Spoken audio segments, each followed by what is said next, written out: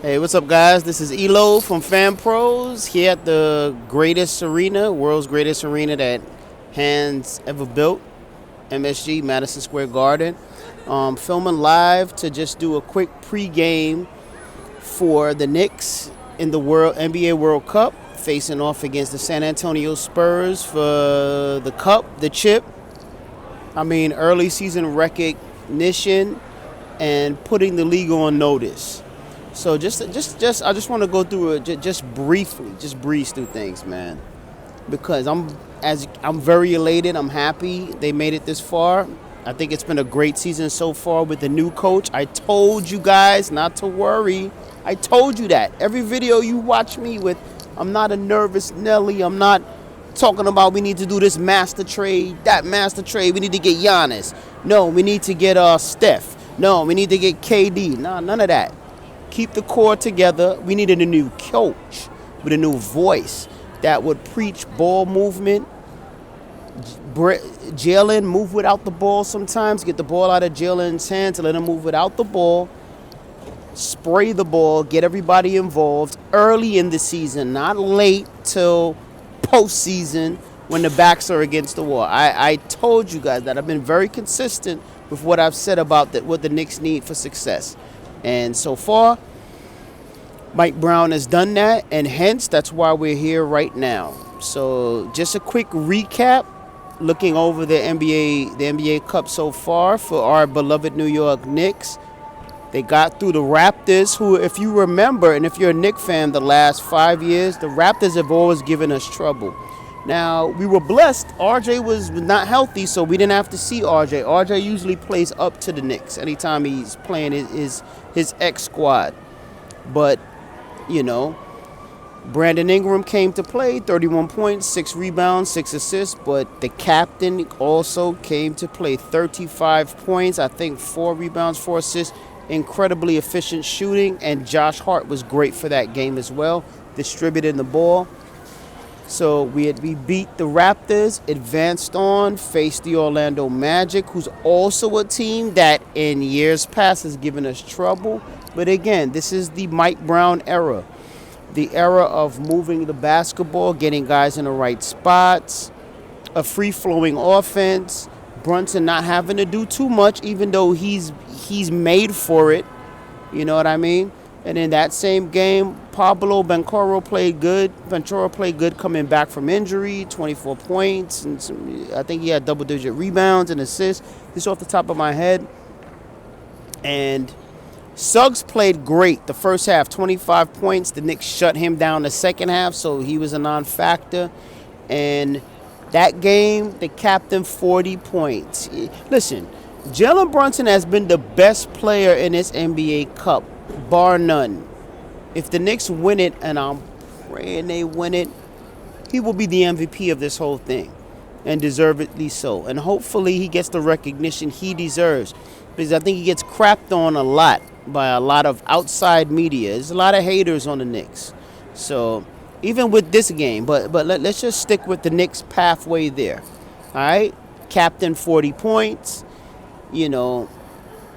Towns played a great game. He was inside out, using his force inside, which is what he has to do.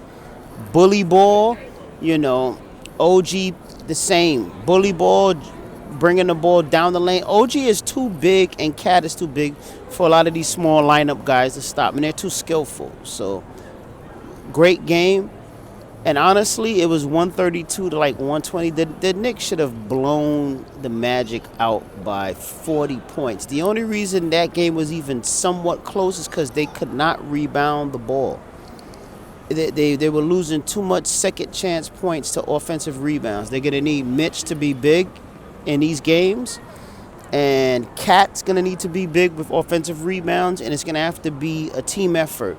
Hopefully Huck Porty gets some burn and he can get some offensive rebounds. But however they do it, they have got to rebound if they rebound the basketball even halfway better than they did in that Orlando Magic game, the Knicks will annihilate the Spurs. Period. Because they're the superior offensive team. Up and down. And, period. Up and down. We'll just leave it there, man. All right? And On the San Antonio Spurs side, they had a great upset against the Lakers, who the Lakers should have beat them. Lakers had the horses, but Castle is playing great right now. He's really coming on and superb. And Fox played a great game. They were able to beat them, advance, and then shocker of all shockers. And I watched that game against the Oklahoma City Thunder.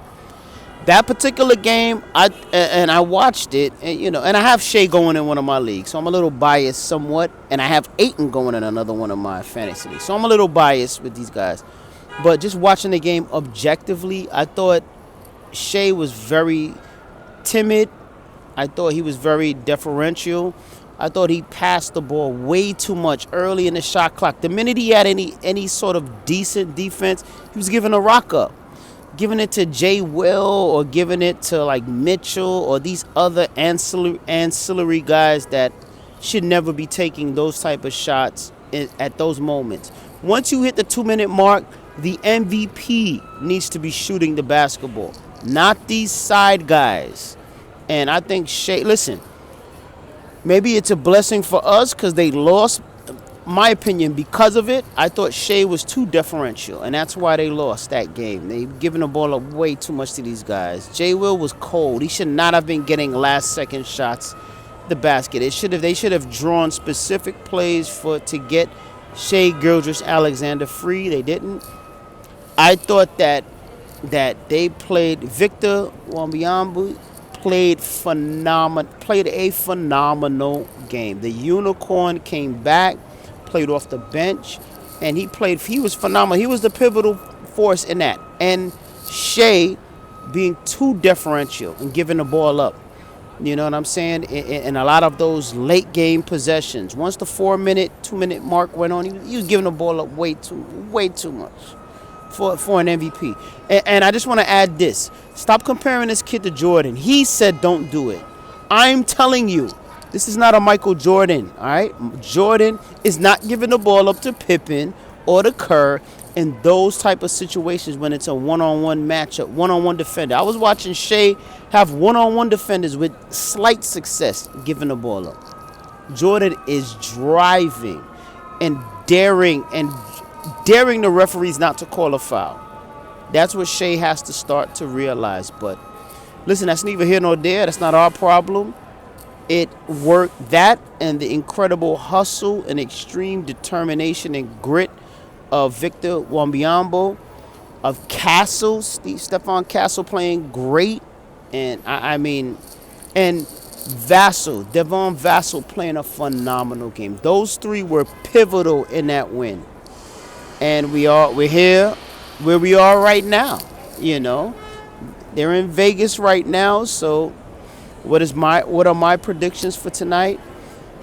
As a Knicks fan, I have not seen my team win any kind of championship on any level ever. So I'm even going back to like the preseason, or even going back to the Knicks playing the G Leagues, or those summer league teams.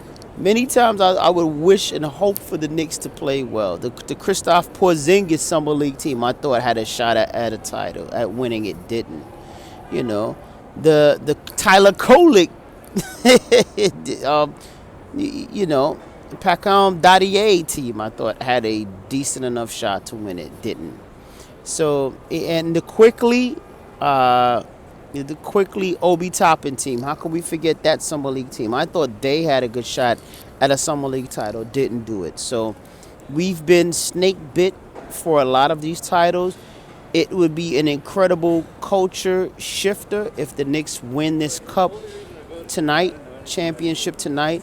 It would put the NBA on notice. And this is the one thing I want to say that I know not a lot of other content creators are really touching on.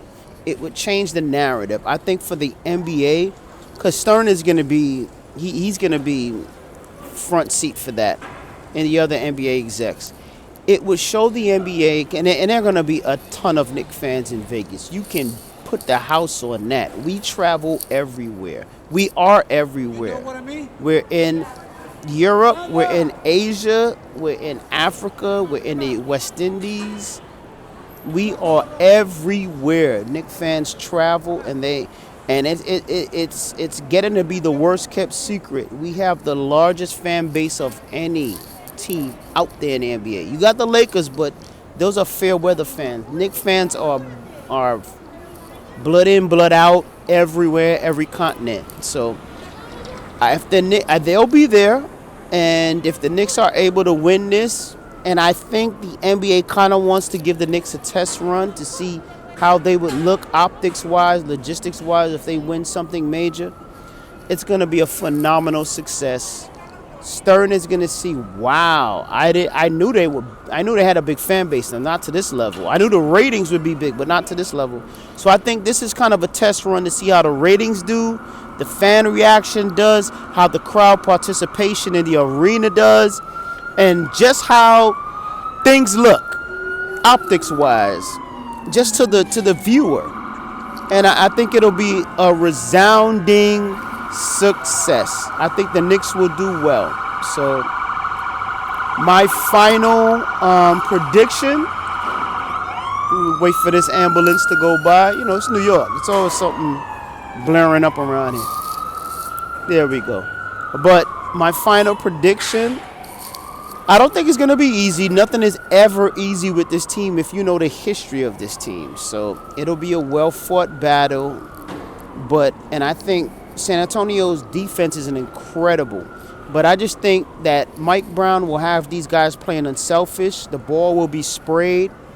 And OKC's MVP, Shea, I'll be honest with you. Shea did not. The best player in this whole cup has been Jalen Brunson. Period. Jalen is fearless, and he does not hesitate to shoot that shot when needed. I thought Shea passed up a lot of shots in that championship game against the Spurs. I watched it, and I rooted for Shea because I have the guy in my fantasy league, and he was just passing up way too many shots. Jalen's not going to do that when it's an obvious shot for him to take. And he's clutch, and he's a dagger waiting to happen.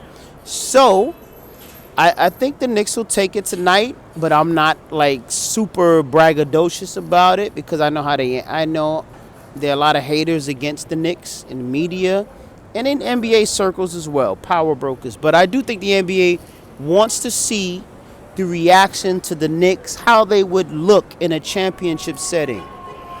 And I think the Knicks will win it tonight. I'm prayerful. I hope so. I think they will. Because, I mean, what do they have to gain with the San Antonio Spurs winning it? I mean, Spurs have won in the past. It's nothing new. It doesn't bring in any extra revenue to the NBA. The fan base and the market's small. I think it's kind of set up for the Knicks to win it tonight. And this will be a test run to see how they do on a championship level. Remember, ownership has the broadcast rights and everything has switched over dramatically with this season. A lot of it over to Peacock, NBC. They own most of the major rights.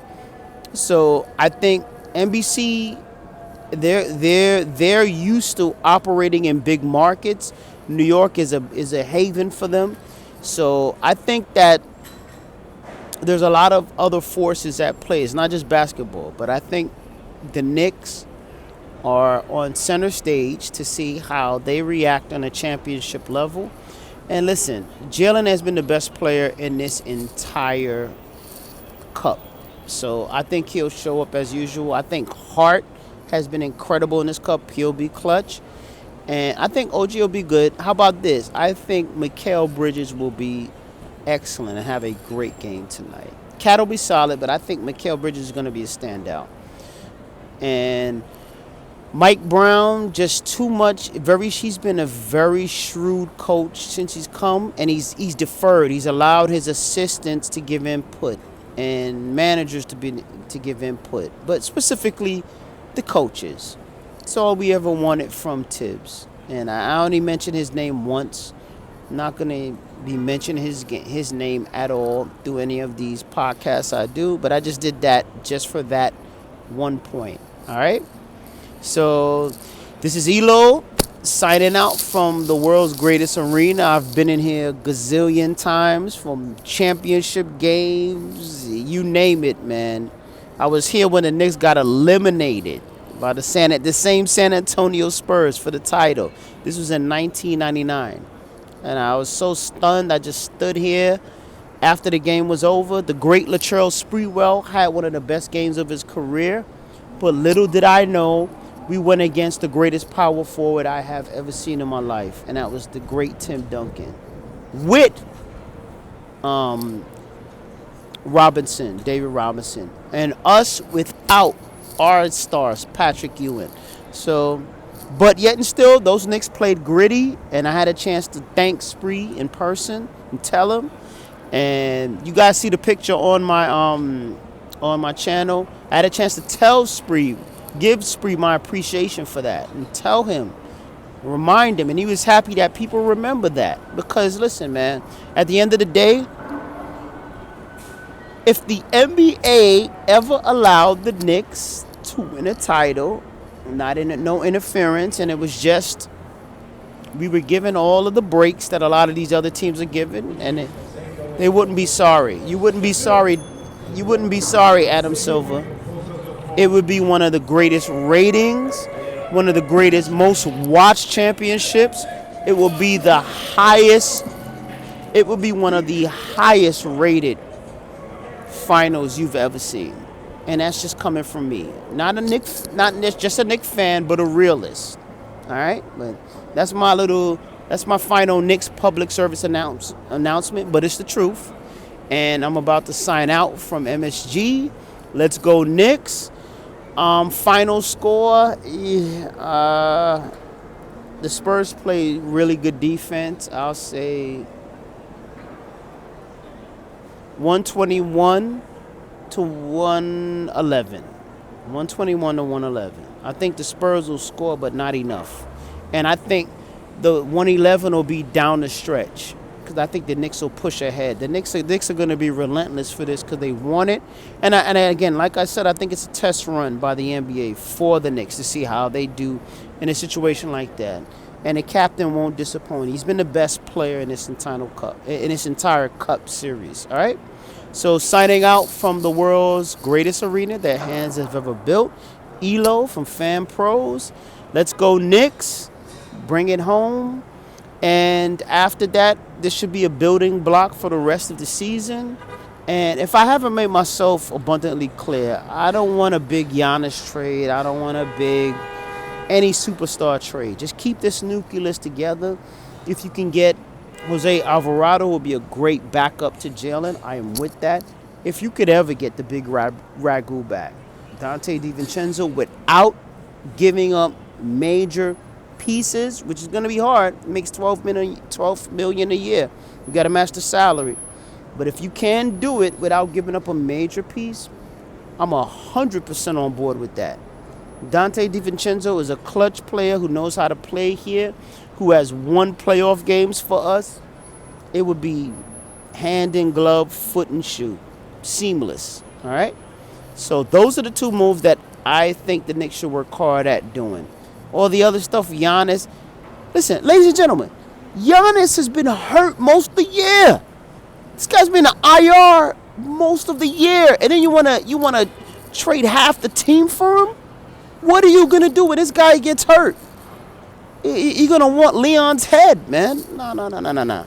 We lost last year to the Pacers. Remember this, guys. I think a lot of times we forget. Remember, all right? Remember with me. We lost because of depth. We did not have enough depth, and we did not use the depth we've had. We had a coach that just ran the starters into the ground and only used the depth when his back was against the wall and he was down 2-0, all right? And then 3-1. So we have a coach that doesn't do that now. We have depth. I like the team we have. If you can add a Dante to the mix, that's a no-brainer. Jose Alvarado as a backup ball handler to Jalen, that's a no-brainer to a New York kid, and he's clutch, and he can run a team and run an offense. It's a no-brainer. No-brainer. And a very good ball distributor. So those are the moves I'm looking at. All this Giannis and all this superstar. Come on, Knicks fans. We're grown now. We're not children anymore, all right? All that star watching, star gazing, and I want Kevin Durant. I want Giannis. I want Zion. Or I want Steph. Stop, man. All right? Stop. We're grown now, man. All right? We're not children anymore. All right? When I became a man, I put away childish things. That's a scripture. I think it's in Philippians or whatever. You can look it up, but you can Google that. When I became a man, I put away childish things. We are grown now. We got to put away the childish mentality and the way of thinking. No more of these blockbuster trades that are going to rip the team apart in the depth. We lost because of a lack of depth and using our depth. We have it now in a coach that specializes in using everybody. All right? Let's just add a couple more pieces to that, and let's go, man. Let's go. All right? All right? Because quiet is kept as much as OKC is this unstoppable force. In this cup, Jalen has outplayed Shea. Just saying. All right? So that's it. Elo from Fanproz. Let's go Knicks. Let's go Knicks tonight. 121-111 over the Spurs. And let's celebrate. And I'll talk to you soon. Peace.